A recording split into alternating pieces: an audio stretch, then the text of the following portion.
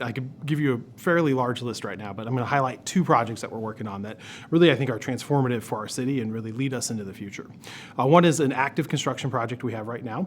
It's our 16th Street Mall renovation. The 16th Street Mall runs basically as a backbone down our downtown core. It is both a free shuttle service that connects our Civic Center to our Union Station and our real mobility transit hub, but also is an economic development, economic opportunity area with a lot of businesses. It is a mall that has been transit focused in the past, that we're increasing that pedestrian experience and really expanding the ability to activate it to be a community node, a community center for folks to venture downtown and really experience all that Denver has to offer. Second project is our Colfax Bus Rapid Transit. Colfax is a long stretch of roadway in the city and county of Denver that moves a lot of people, but often congested. And what we recognize is that there are some transit solutions that will allow us to move more people, again, create economic development opportunity around the corridor, but ultimately get that sustainable greenhouse gas reducing options for mobility in Denver. It's one of three bus rapid transit projects that we're embarking on. It's the first one out of the chute, and so we're excited to be partnering with our local transit agency as well as the federal government to deliver that for the people of the city and county of Denver.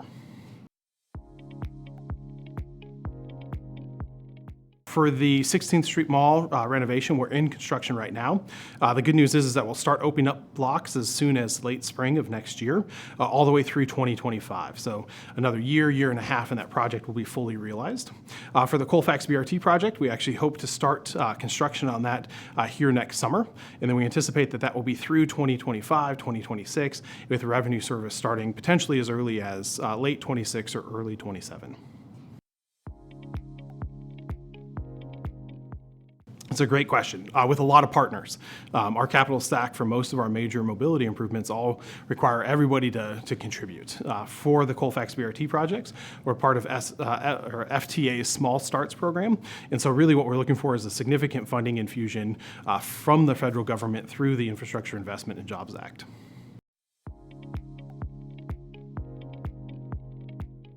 Yeah, I'd say two. One is changing the fundamental transit experience that you have in Denver.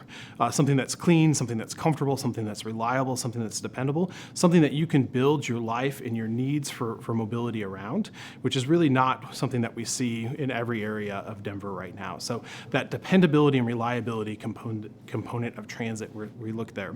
We also recognize the opportunity for development and community assets and increasing what the opportunity is along Colfax Avenue. And so that combined development that will come with the project is another thing we're very excited about.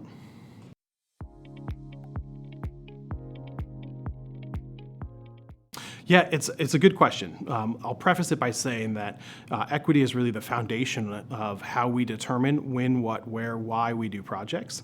It's one of the reasons why BRT was that first selected, the Colfax BRT rather, was the first selected BRT project for us to move forward by. We recognize the historically disadvantaged communities that live along that corridor, and we recognize those needs for mobility and that lack of connection that exists today. And so really a foundational component to why we chose that project to be the first out of the gate.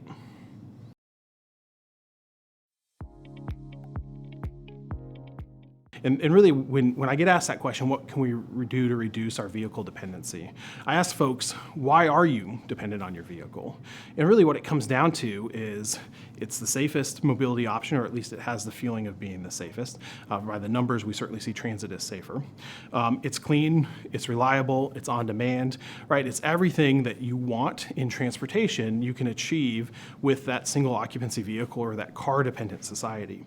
And so what I see as the challenge is how do we provide mobility solutions that aren't the individual vehicle that still achieves those same metrics, and that's how we get more vehicles off the road when it becomes more convenient, lower cost burden, and has that same ease, dependability, cleanliness, feeling of safety that you get in your vehicle.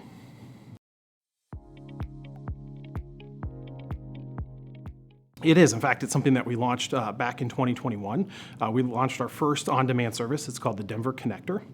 We took an equity look at this as well. We started in some of our most disadvantaged neighborhoods in Denver. It's 100% free for residents that live in that neighborhood, and it's purely on demand to the location of their choice within the service area.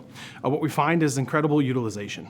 We hit our 12-month ridership targets in less than 3 months. And so we saw that, hey, the demand was even greater than we anticipated. But we also learned a lot about what those community mobility and locational nodal needs are.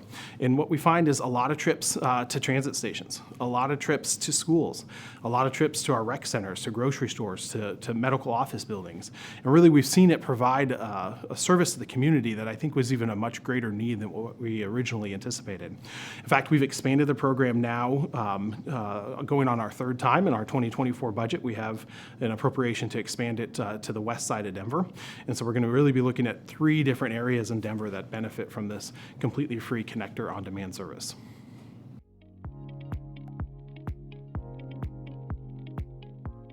I would say it's low-hanging fruit to say this, but I think the way that we fund transportation, the way that we fund mobility in the United States is flawed. And I think that we have deferred maintenance asset needs that far exceed what our capabilities are today.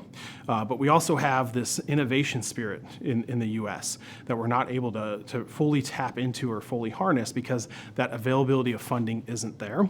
I am excited about the Infrastructure Investment and Jobs Act for a couple of reasons. One is it's, of course, generational in the money, although a bit short term.